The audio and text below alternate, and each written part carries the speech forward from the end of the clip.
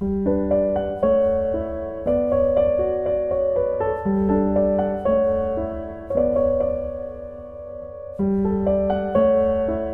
libro, una hora. Dirigido por Antonio Martínez Asensio. Bienvenidos una semana más a Un libro, una hora. Ya saben que en este programa les contamos, como si fuera una bella historia, un libro en una hora. Vamos a leer los fragmentos esenciales de ese libro, los leerá Eugenio Barona, y yo les guiaré de un fragmento a otro contándoles la historia. Y además les vamos a dar el contexto histórico y vamos a orientarles sobre algunos aspectos teóricos de la novela. Hoy vamos a contarles una novela corta de Herman Melville, uno de los relatos más famosos de la literatura, Bartleby, el escribiente. Fue publicado como si fuera una serie en una revista a finales de 1853 y se publicó entero en versión editada y corregida en 1856. Bartleby es muchas cosas. Puede ser un misterio sin resolución posible y también puede ser el relato más transparente que se haya escrito jamás, porque lo es todo y es nada. En el fondo el cuento es indisoluble del estado mental por el que pasaba su autor, Herman Melville, tras el fracaso comercial de Moby Dick. Estaba hecho polvo. Moby Dick tuvo unas críticas terribles, incluso por parte de grandes escritores, que ahora consideramos grandes escritores en esa época.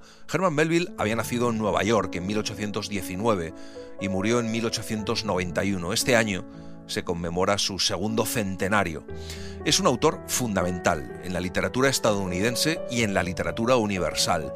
Y no solo este Bartleby y la genial Moby Dick en 1851, sino que también escribió Benito Cereno en 1855 y Billy Budd Marinero, inacabada y publicada póstumamente en 1924, casi 70 años después de que fuera escrita, y eso demuestra hasta qué punto Herman Melville era un autor no demasiado considerado o que no tuvo éxito en su época. Bartleby es una obra que no deja indiferente a nadie. Te vas sumergiendo en su atmósfera y en sus personajes, y en mi opinión tiene uno de los mejores finales de la literatura, un final muy emocionante. Sobre Bartleby, iremos repasándolo a lo largo del programa, se han escrito infinidad de ensayos y de artículos, se ha analizado desde cualquier punto de vista. Para nosotros, contársela es hoy un reto apasionante. Vamos allá.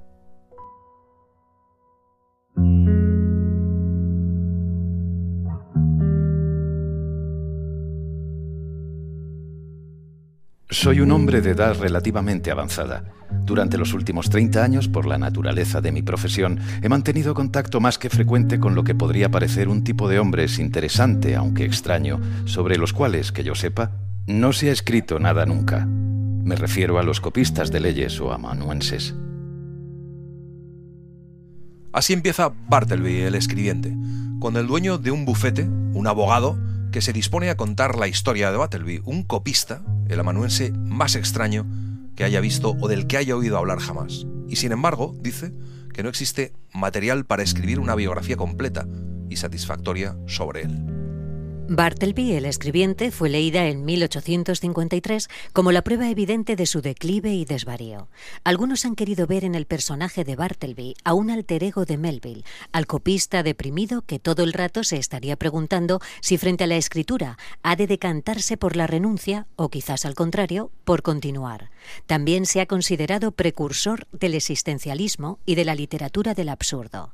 Casi desde su publicación, la influencia de esta obra ha sido imponente. Albert Camus lo consideraba uno de sus referentes. Borges veía en él temas kafkianos y otros autores lo han comparado con la obra de Beckett. Pocas veces un relato breve ha imprimido una huella tan amplia en toda nuestra cultura literaria. Es una pérdida irreparable para la literatura. Bartleby fue uno de esos seres de quien no se puede asegurar nada, a no ser por fuentes primarias, que en este caso son muy escasas. Lo que mis propios y atónitos ojos vieron en Bartleby es todo lo que sé de él, excepto, en efecto, un vago rumor que aparecerá en el apéndice final. Nuestro narrador es un abogado que nunca ha querido meterse en líos, nunca ha hecho nada que pueda perturbar la paz. Nada ambicioso, se dedica a gestionar préstamos, hipotecas y títulos de propiedad de gente rica. Un hombre sensato. Su gran cualidad es la prudencia y el método.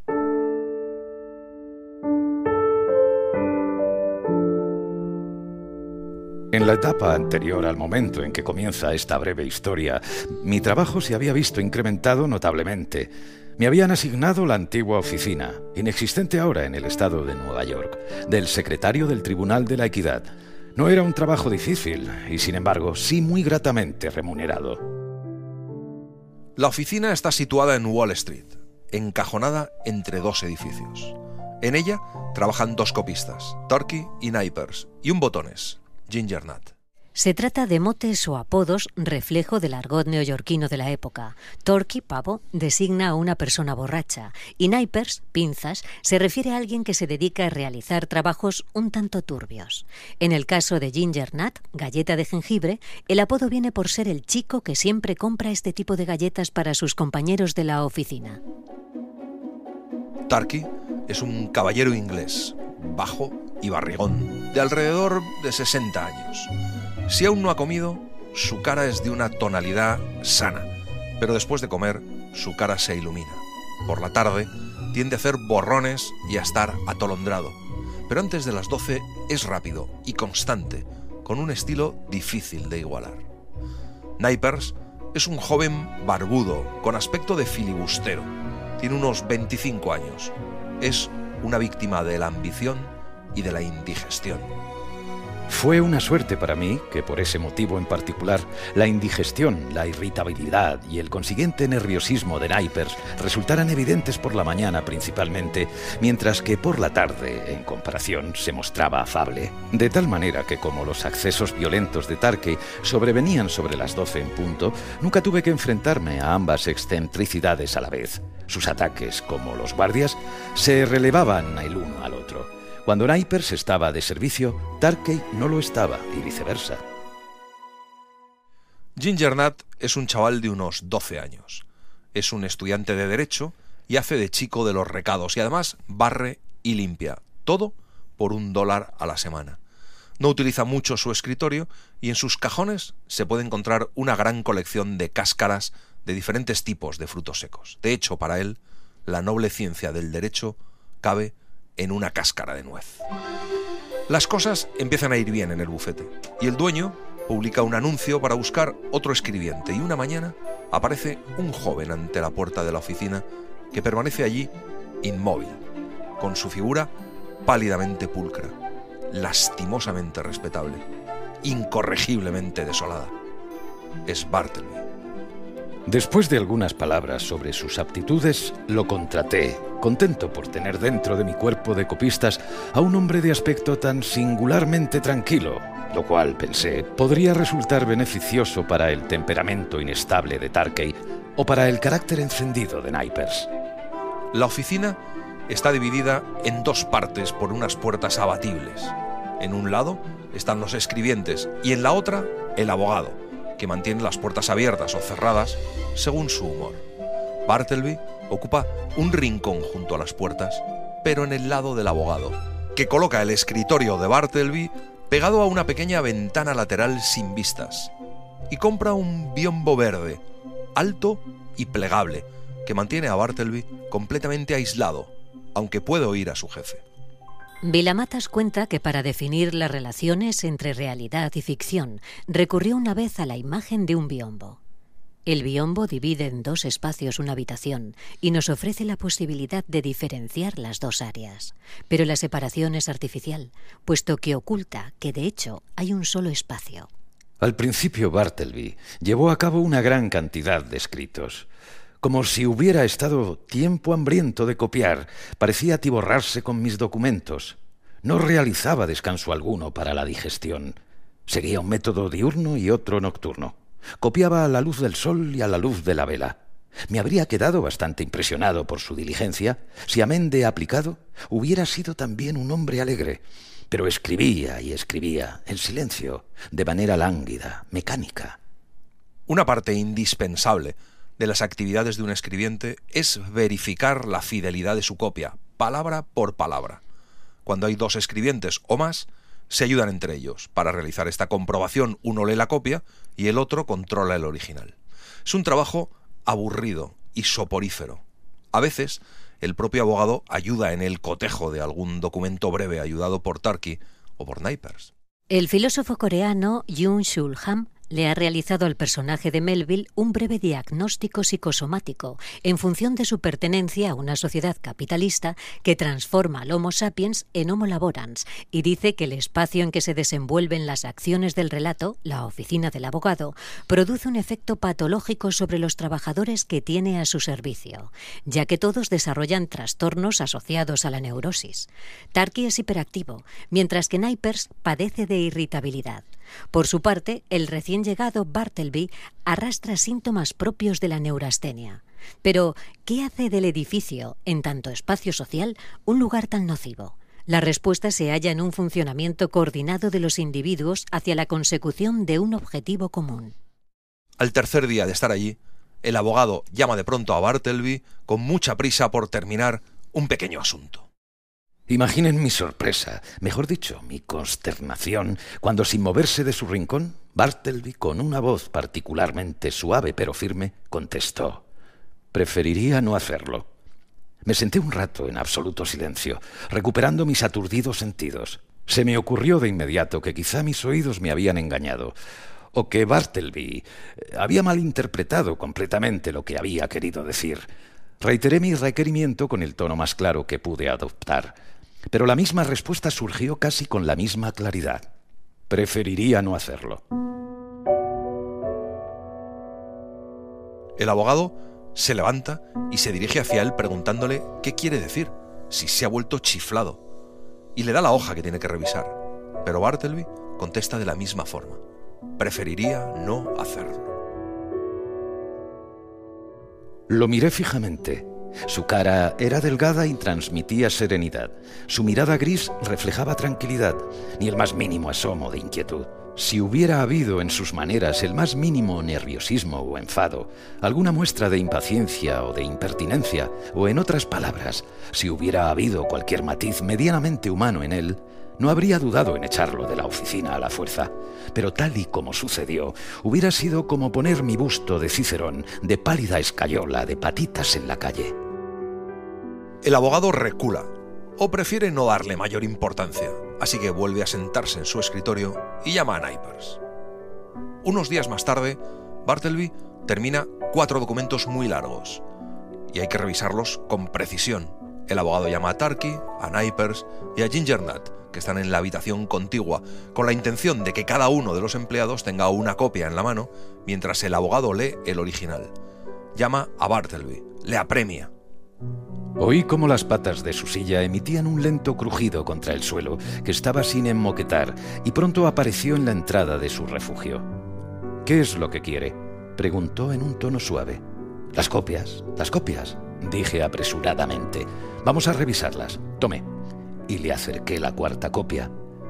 «Preferiría no hacerlo», dijo y desapareció tras el biombo. Por unos instantes me convertí en estatua de sal, allí, de pie, a la cabeza de mi columna de empleados sentados.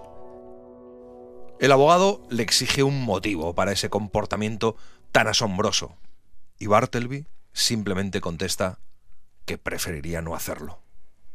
El cuento, según Vilamatas, estaría narrando la historia de un trabajador que dice «prefer not to» cuando ve que le invitan a formar parte de unos mercados que van alcanzando unas escalas cada vez más gélidas, una sorda sublevación contra el mercado, una insurrección como la que ampara el propio relato de Melville, ya que, aun cuando conocemos al libro solo como Bartleby el escribiente, la obra va en realidad acompañada del subtítulo «Una historia de Wall Street», que permite pensar que la desobediencia del copista, vista con una mirada de nuestro tiempo, no se halla exenta precisamente de intuiciones acerca de las aberrantes injusticias que recorrían a lo largo y ancho la sociedad europea de la época. Con cualquier otro, yo habría montado instantáneamente en cólera, habría desdeñado cualquier conversación adicional y lo habría empujado vilmente fuera de mi vista. Pero había algo en Bartleby que no solo me desarmaba de una manera extraña, sino que me enternecía y desconcertaba de un modo asombroso. Intenta razonar con él. Le dice que los documentos son suyos, que hay que revisar las copias. Y cuando le pregunta que por qué no le contesta, Bartleby contesta que prefiere no hacerlo. Y le dice que su decisión es irrevocable. Turkey opina que debería sacarlo a puntapiés de la oficina. Ginger Nut piensa que Bartleby está un poco chiflado. Pero por alguna razón, el abogado toma la determinación de posponer el dilema y pensar en ello cuando esté más tranquilo. Y así se ponen 3 personas a comprobar 4 copias, con el enfado de todos, mientras Bartleby sigue en su mesa, ajeno a todo. En la oficina todos presionan a Bartleby para que diga sí o no. Y también percibe que el copista, que va camino ya de copiar y no copiar, un modo como otro de decir que va camino de ser libre, a pesar de llevar una paupérrima vida, es bien consciente de que si dijese que no, si dijese muy explícitamente que no va a cotejar más las copias, que no quiere hacer más recados, o si dijese que sí, que va a seguir copiando y cumpliendo con las normas elementales de la oficina, sería inmediatamente vencido, considerado inútil y no sobreviviría. Así pues, Bartleby no puede sobrevivir más que envolviéndose en esa suspensión que mantiene a todo el mundo a distancia. Pasaron algunos días durante los cuales el escribiente estuvo entregado a otro trabajo largo y tedioso. Su sorprendente conducta de los últimos días me indujo a observar sus movimientos de cerca. Advertí que nunca salía a almorzar. De hecho, nunca salía a ningún lado. Hasta ese momento, yo nunca le había visto abandonar la oficina. Era el eterno centinela del rincón. Vive de galletas de jengibre. No hay nada que exaspere más a una persona seria que una resistencia pasiva. Pero al día siguiente le pide revisar unos documentos y Bartleby le dice que prefiere no hacerlo. Entonces le pide que vaya a la oficina de correos a recoger un sobre y obtiene la misma respuesta. El abogado no sabe qué hacer. Le dice al escribiente que vaya a buscar a Naipers y solo obtiene un nuevo preferiría no hacerlo. ¿Debo admitirlo? La consecuencia fue que rápidamente se instituyó en la oficina como algo definitivo, que un joven y pálido escribiente de nombre Bartleby tenía allí un escritorio, que copiaba para mí a la tarifa normal de 4 centavos el folio, las 100 palabras, pero que siempre estaba exento de revisar el trabajo que hacía, pues ese deber, cual cumplido, recaía en Turkey y en Naipers, sin duda por su mayor eficiencia. Además, nunca bajo ningún concepto se mandaría a Bartleby a un recado, por trivial que fuese, y más aún, si se le rogaba que se ocupase de algo así, se entendería que por lo general preferiría no hacerlo. En otras palabras, se negaría categóricamente. Pero en el fondo Bartleby es un tipo serio, no tiene vicios, es calmado, es honrado. El abogado lo considera una valiosa adquisición. De hecho, siempre está allí.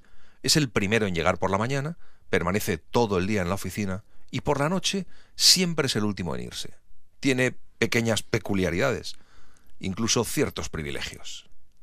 De vez en cuando, con el deseo de sacar adelante asuntos urgentes sin darme cuenta, llamaba a Bartleby en un tono breve y rápido para que pusiera el dedo, por ejemplo, en el lazo incipiente de un trozo de balduque con el que yo estaba a punto de atar algunos documentos. Por supuesto, desde detrás del biombo, seguro que se oiría la respuesta habitual. Preferiría no hacerlo. Sin embargo, cada nueva negativa que recibía de este tipo servía solo para que se redujeran las probabilidades de que yo repitiese tal descuido.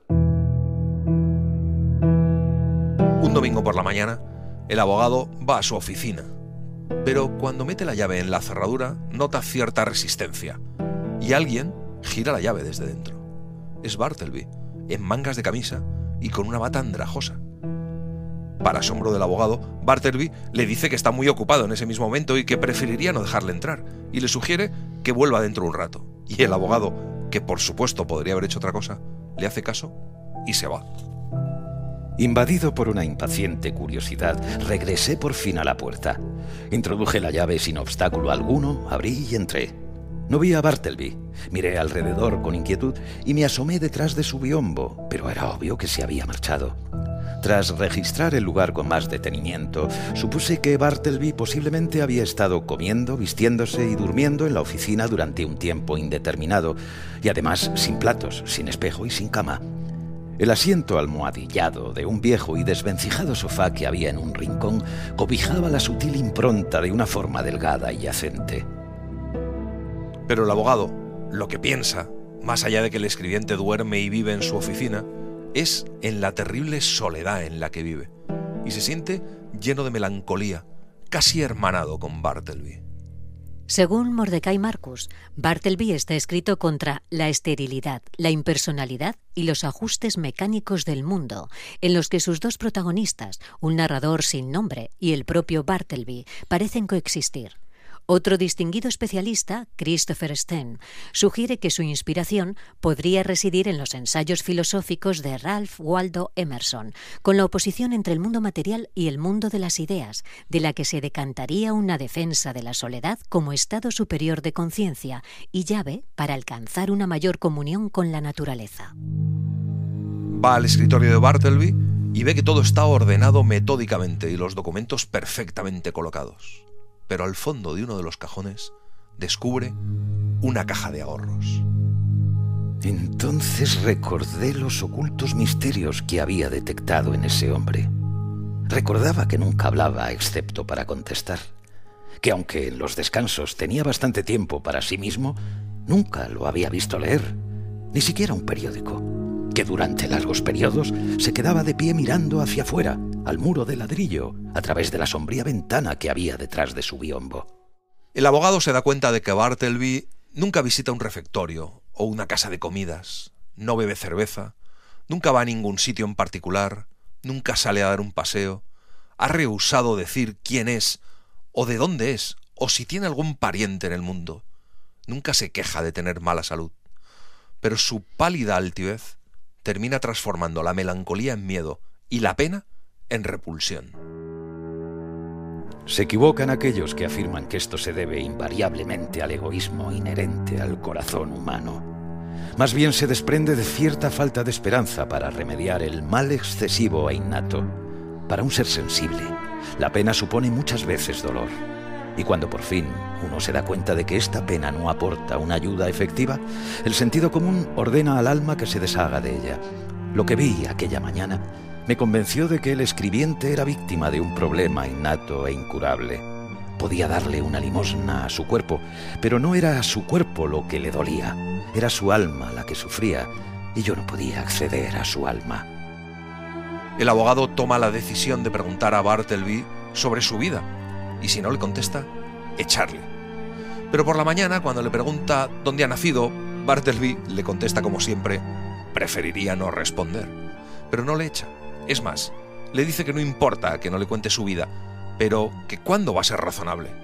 Y Bartleby, claro, le contesta que preferiría no ser ni un poco razonable. Al día siguiente me di cuenta de que Bartleby no hacía nada sino permanecer de pie ante su ventana, en su ensoñación frente al muro. A la pregunta de por qué no escribía, dijo que había decidido no volver a escribir. Lo miré fijamente y percibí que sus ojos parecían apagados y vidriosos. En ese instante se me ocurrió que la diligencia sin precedente con la que había copiado durante las primeras semanas de su permanencia conmigo junto a esa ventana tan sombría podría haberle dañado la vista transitoriamente. Ya no escribe, no hace nada, y el abogado, su jefe, está conmovido, preocupado por sus ojos. Sin embargo, Bartleby le dice que nada tiene que ver con sus ojos, que simplemente ha decidido dejar de copiar, y se queda en la oficina como parte del mobiliario, pero a su jefe le sigue inspirando lástima. Giorgio Agamben dice, evocando Bartleby el escribiente, como escriba, que ha dejado de escribir, es la figura extrema de la nada de la que procede toda creación, y al mismo tiempo la más implacable reivindicación de esta nada como potencia pura y absoluta. Italo Calvino dijo que un clásico es un libro que nunca termina de decir lo que tiene que decir, y eso no puede explicar mejor que Bartleby sea un cuento que se puede interpretar de tantas formas distintas y sin que, por suerte, nunca acabemos de dar con la definitiva, simplemente porque esa no existe. Bartleby es un clásico que a la larga nunca acaba de decir lo que tiene que decir, y por eso, a través del tiempo, siempre acabamos regresando a él, y en cada nueva lectura acabamos encontrando algo distinto.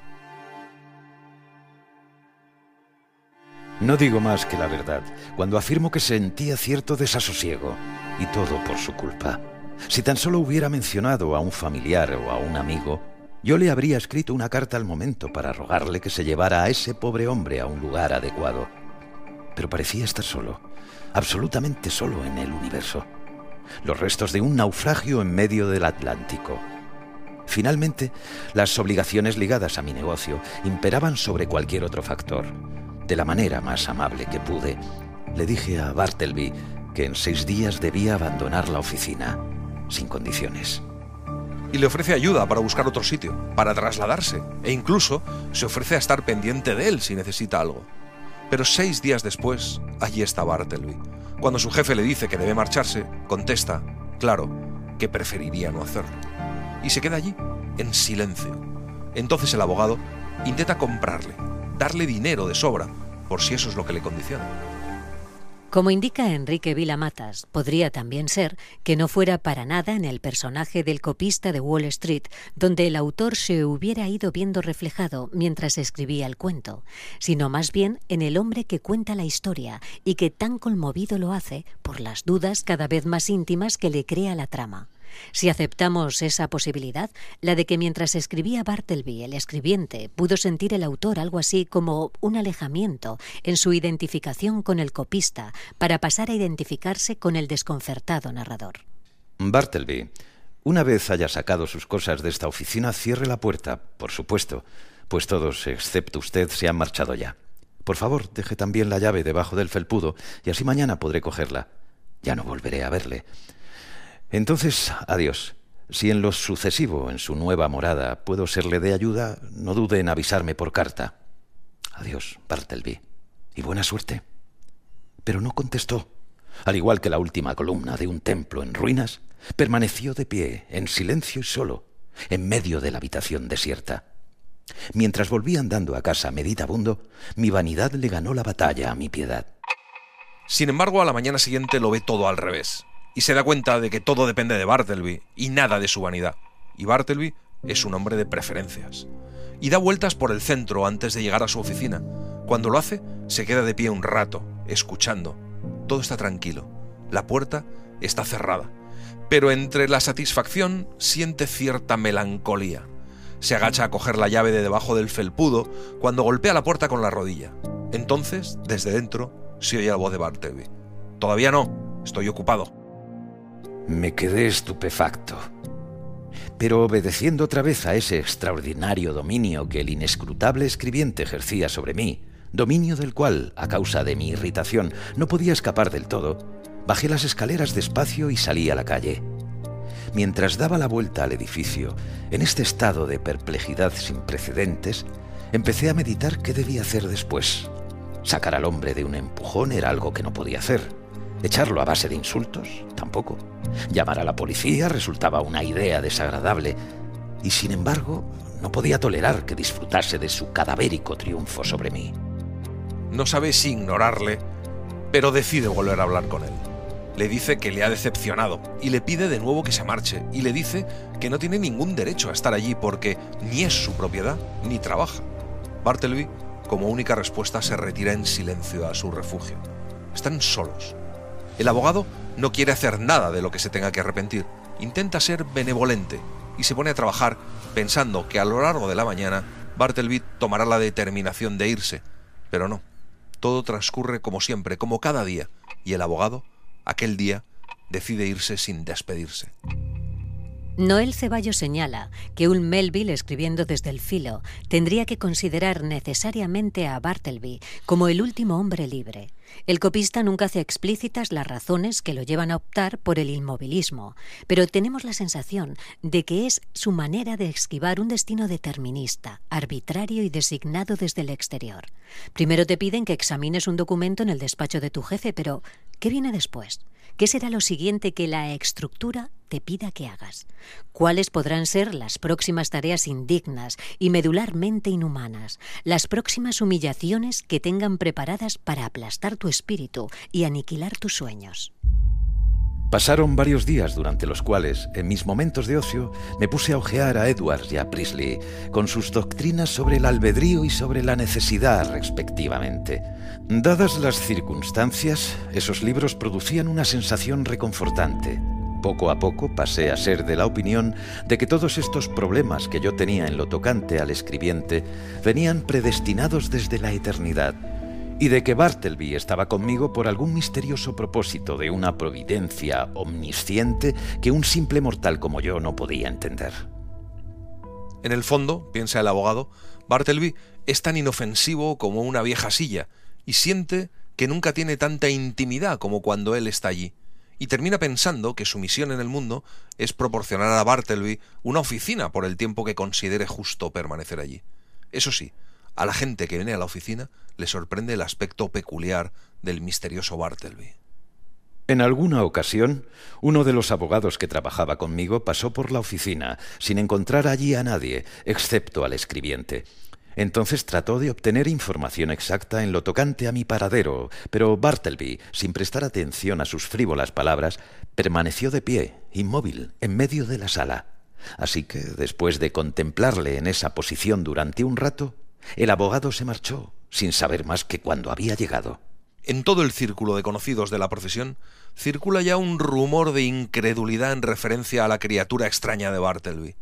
Pero lo que más le preocupa al abogado es la longevidad del escribiente y que tuviera que tenerle allí toda la vida.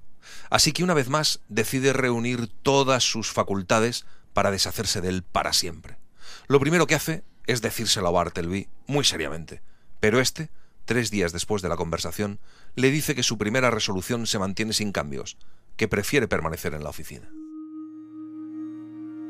¿Qué voy a hacer?, me dije mientras me abotonaba el abrigo de arriba abajo. ¿Qué voy a hacer? ¿Qué debería hacer? ¿Qué me dicta la conciencia sobre qué debería hacer con este hombre? O mejor dicho, con este fantasma. Lo que debo hacer es deshacerme de él. ¡Que se vaya! ¿Pero cómo? No irás a echar a empujones a esa pobre criatura tan pálida y pasiva, tan indefensa, ¿verdad? No irás a deshonrar tu nombre con semejante crueldad, ¿verdad?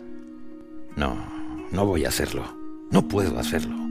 Preferiría dejarle vivir y morir aquí para después colocar sus restos dentro de un muro, con una obra de mampostería. Entonces decide hacer algo extremo, algo fuera de lo común. Como no le va a abandonar, piensa, debe ser él el que le abandone. Decide entonces trasladar la oficina y mudarse. Así que al día siguiente le dice que va a cerrar la oficina y que ya no va a requerir sus servicios por más tiempo. Bartleby no responde. Llegó el día señalado. Yo había contratado a unos hombres para que viniesen con sus carretas.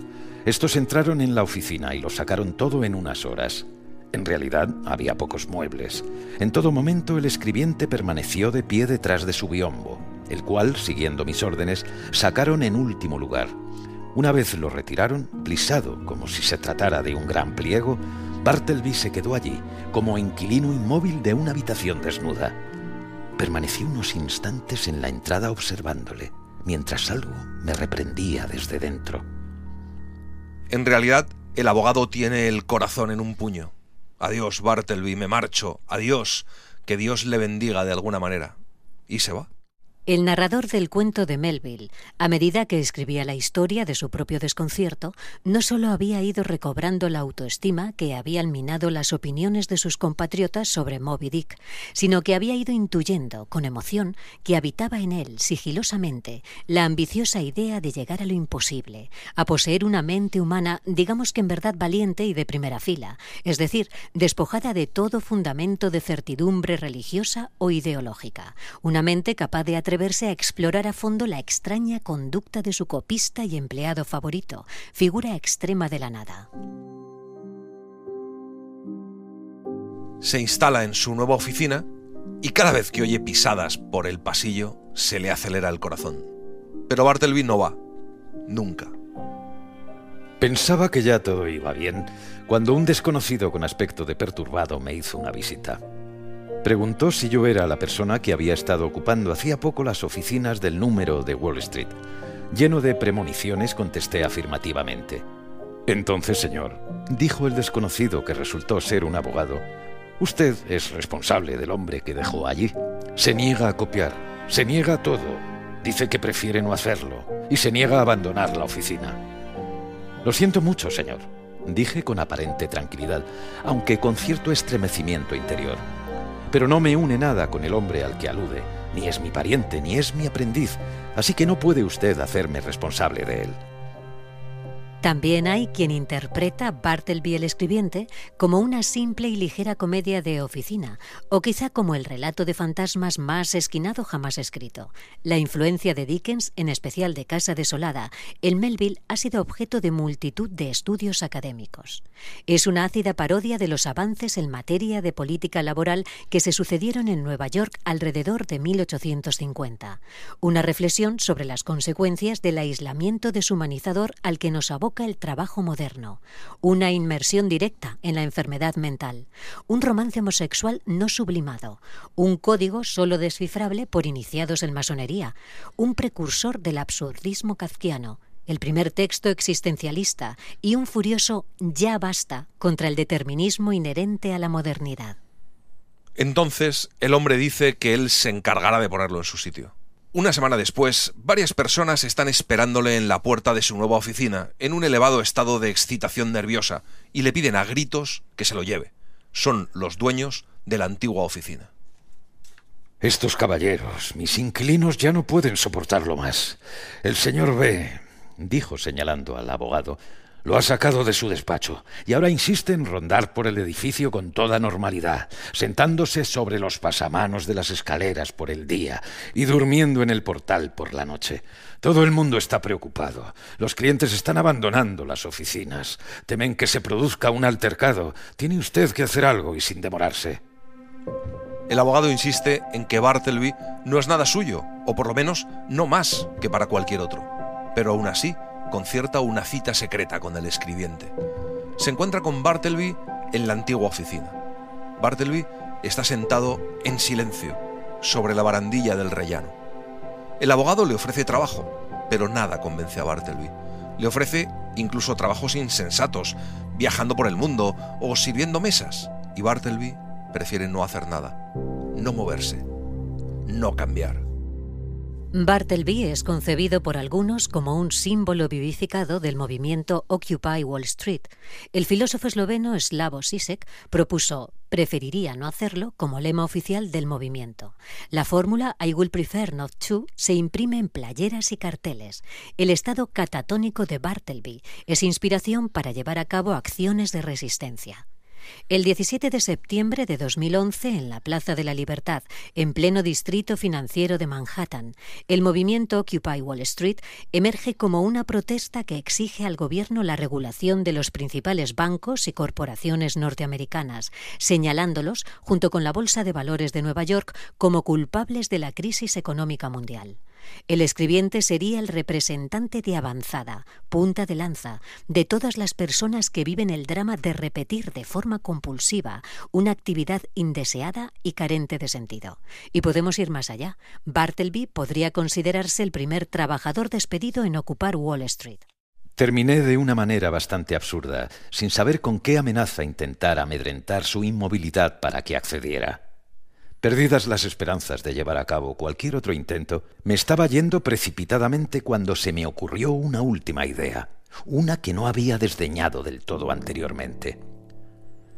Bartleby, dije en el tono más amable que pude adoptar en unas circunstancias de tanta excitación, ¿se vendría ahora a casa conmigo? No me refiero a mi oficina, sino a mi hogar. ¿Podría usted quedarse allí hasta que, cuando nos convenga, alcancemos algún acuerdo que encuentre apropiado? Venga, vayamos ahora mismo. No, por ahora preferiría no emprender ningún cambio. El abogado sale casi huyendo. Corre por Wall Street hasta que se cansa y hasta que se libra de toda culpa, porque piensa que ha hecho todo lo que ha podido. Aún así, se marcha de viaje unos días. Y cuando vuelve a la oficina, hay una nota del propietario sobre su mesa. Le cuenta que ha llamado a la policía y que se han llevado a Bartleby a la cárcel por vagabundo. Según supe más adelante, cuando le dijeron al pobre escribiente que debían llevarle a las tumbas, él no ofreció la más mínima resistencia, sino que consintió, aunque a su pálida e inerte manera. Algunos indulgentes y curiosos transeúntes se unieron al grupo y con uno de los agentes de policía a la cabeza, llevando a Bartleby cogido del brazo, la silente procesión comenzó a desfilar en medio del ruido, del calor y del júbilo que las estruendosas vías públicas ofrecían a mediodía.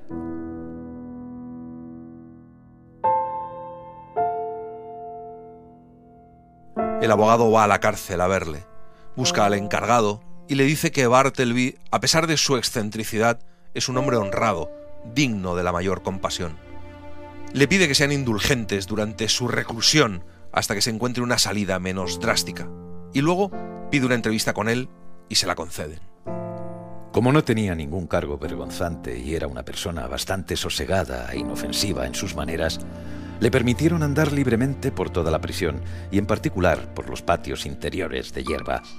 Así que allí lo encontré, de pie, solo, en el más tranquilo de los patios, con la cara vuelta hacia un muro de gran altura, mientras alrededor, desde las estrechas rendijas de las ventanas de la prisión, creí ver los ojos de asesinos y ladrones acechándolo. Bartleby primero le acusa de haberla encerrado allí y el abogado intenta convencerle de que el sitio no está tan mal, pero ante el silencio de Bartleby le deja allí. A la salida le aborda el encargado de la comida y le dice que si no le paga algo dejará que Bartleby se muera de hambre. Entonces el abogado le da unas monedas de plata y le pide que Bartleby tenga la mejor comida. Ambos se acercan a Bartleby, pero este dice que preferiría no cenar. Y se va despacio, a la otra parte del recinto, colocándose de cara al muro. La figura de Bartleby, como dice Juan Gabriel Básquet, tiene algo sobrenatural.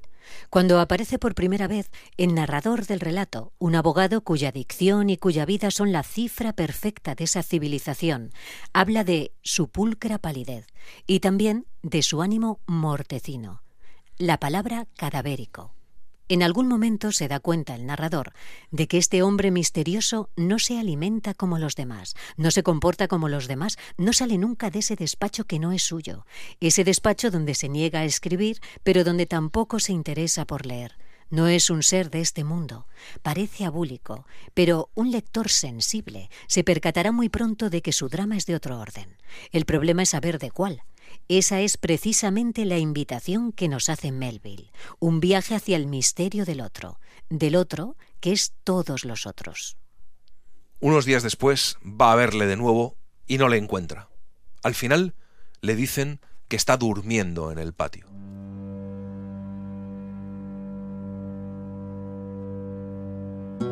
Acurrucado en la base del muro, con una postura extraña, las rodillas levantadas y echadas a un lado, la cabeza en contacto con las frías piedras, así me encontré al demacrado Bartleby.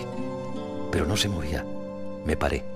Después me acerqué a él, me agaché y vi que sus nublados ojos estaban abiertos. Salvo por eso, parecía estar durmiendo profundamente. Algo me impulsó a tocarlo. Sentí su mano y un estremecimiento, como una especie de hormigueo, me subió por el brazo y me bajó por la espalda hasta los pies.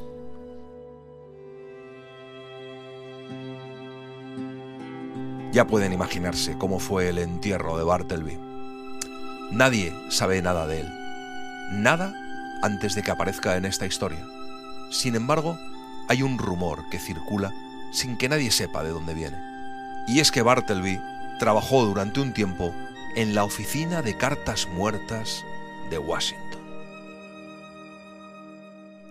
La oficina de cartas muertas, Death Letter Office, fundada en Estados Unidos en 1825, se encarga de recoger y examinar la ingente cantidad de correo que por diversas razones ni ha podido ser entregada ni devuelta a su remitente. A finales del siglo XIX, un 40% de esas cartas, tras la investigación, llegaba a su destinatario. El resto se destruía o se vendía como papel viejo. En esa misma época, un 6% de las cartas muertas contenía objetos de valor o dinero. Cartas muertas. ¿No le suena eso a cadáveres? Imaginen un hombre que, por naturaleza y por desgracia, es proclive a una exangüe desesperanza. Veamos. ¿Existe otro trabajo más adecuado para acrecentar esta desesperanza que el de manipular continuamente esas cartas no reclamadas y clasificarlas para destruirlas en las llamas? Porque queman montones de ellas cada año. Algunas veces, entre el papel doblado, el pálido empleado encuentra un anillo. El dedo al que estaba destinado quizá esté descomponiéndose ya en su tumba, o un billete enviado con la más diligente de las caridades. Aquel a quien iba a aliviar ya ha dejado de comer y no volverá a tener hambre. El perdón para aquellos que murieron de desesperación. La ilusión para quienes sucumbieron por falta de confianza. Buenas nuevas para los que, asfixiados por las continuas calamidades, fallecieron ya. Portadoras de mensajes de vida, estas cartas se precipitan a la muerte. ¡Ay, Bartleby! ¡Ay, humanidad!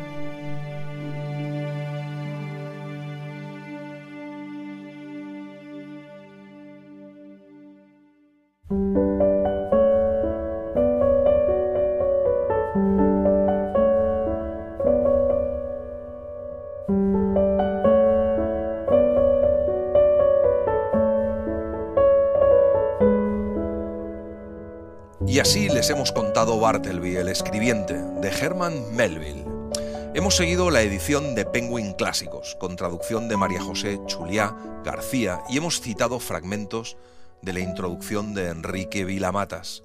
Pero también hemos utilizado la maravillosa edición ilustrada por Stéphane Poulain de Alianza y la traducción y las notas de Arturo Agüero Herranz, sobre todo en la parte final. La semana que viene nos volvemos a encontrar con El extraño caso del Dr. Jekyll y Mr. Hyde, de Robert Louis Stevenson. Y lo vamos a hacer, además, basándonos en una edición maravillosa, que es la de Nórdica Libros, que les contaremos la semana que viene. Es un libro que a mí me ha dado muchísimo miedo. Es un libro que habla sobre el bien y sobre el mal, desde una perspectiva bastante novedosa, que es cómo plantea Robert Louis Stevenson que el mal y el bien están dentro de nosotros y cómo tenemos esa dualidad y cómo podemos pasar o cómo vivimos la maldad y cómo hasta cierto punto incluso disfrutamos esa maldad y cómo somos capaces de volver al otro lado. Es un libro con una estructura peculiar, además, porque no descubre del todo lo que ocurre hasta prácticamente el final de la novela, donde el protagonista, el abogado Utterson, leerá lo que deja escrito el propio Dr. Jekyll y lo que dejan escrito otros, y descubriremos esa escalofriante historia del Dr. Jekyll y Mr. Hyde. No se lo pierdan, les va a dar mucho miedo, pero yo creo que es una obra imprescindible de la literatura y es muy divertido contarla. Búsquennos en las redes, búsquennos en Instagram, en Facebook y en Twitter. Es fácil, un libro, una hora. Seguro que nos encuentran y ahí nos pueden escribir, que nos gusta que nos escriban y que nos hagan todo tipo de sugerencias, como qué les gustaría que contáramos, que nos sugieran algún título o incluso que nos digan qué les gusta y qué no les gusta del programa. Ya saben que pueden escuchar el programa en la página web de la cadena SER, cadenaser.com, y en nuestra aplicación. Y también pueden escuchar en playser.com los programas que ya están disponibles de Un libro, una hora. Hemos hecho grandes joyas de la literatura universal. Empezamos con Madame Bovary, esa maravillosa historia de amor en la que Madame Bovary busca permanentemente sus sueños, tal vez sin alcanzarlos jamás. Pero hemos hecho El Gran Gatsby, esa historia fantástica también de la búsqueda del amor. Hemos hecho Doña Perfecta, de Galdós, una historia que me he dado cuenta que es muy desconocida y que sin embargo es un dramón, y además es una obra muy actual ahora que políticamente nos podemos sentir identificados con ella. Hemos hecho El retrato de Dorian Gray, también mucho miedo, pero también una historia moral. Pueden encontrar Peter y Wendy, que es una fantástica novela que escribió Barry 9 años después de publicar o de estrenar su obra teatral y que les va a sorprender mucho porque es una novela muy oscura. Y también, hablando de miedo, hemos repasado y les hemos contado El sabueso de los Baskerville, de la serie de Sherlock Holmes, que también es una novela apasionante y que también da mucho miedo, pero hemos hecho El camino de Delibes. Es una deliciosa historia construida a base de historias y que narra muy bien el crecimiento y el descubrimiento de la vida de adulto de un chico que va contando sus recuerdos. Es deliciosa. El camino de Delibes, que también se cumple el centenario el año que viene. Y esta temporada, a partir de septiembre, hemos arrancado con Fahrenheit 451. Deliciosa novela, deliciosa distopía, que también nos acerca a una sociedad, la actual, muy reconocible, a pesar de que es una obra escrita en los años 50 del siglo XX. Y hemos contado La dama de las camelias, la historia de amor por excelencia, una historia de amor y de redención, con la gran Margarita Gautier, que está por todas partes y que tanto ha sido representada tanto en la ópera como en el teatro, como en esta novela. Y para seguir con Galdós, hemos hecho Trafalgar, les hemos contado el primer episodio nacional de esa serie de 46 novelas que recorre 75 años de la historia de nuestro país. La historia de un chico, de un chaval que sale de un barrio pobre de Cádiz y que se embarca nada menos que en un barco que va a enfrentarse a los ingleses en esa batalla naval que fue Trafalgar. Historia real, bien documentada y una gran novela de Galdós, como eran, creo, todos los episodios nacionales. Y hemos hecho Las aventuras de Tom Sawyer, y la pueden escuchar, una novela llena de humor de Mark Twain y llena de ternura, y también una novela que se ha considerado para niños, pero que es una novela de adultos y una novela que se disfruta mucho cuando se lee con la madurez. La semana que viene les repito El extraño caso del Dr. Jekyll y Mr. Hyde de Robert Louis Stevenson, y seguiremos avanzando y seguiremos contándoles historias todas las semanas. Gracias por estar ahí y gracias por leer. Un libro, una hora, en la cadena SER.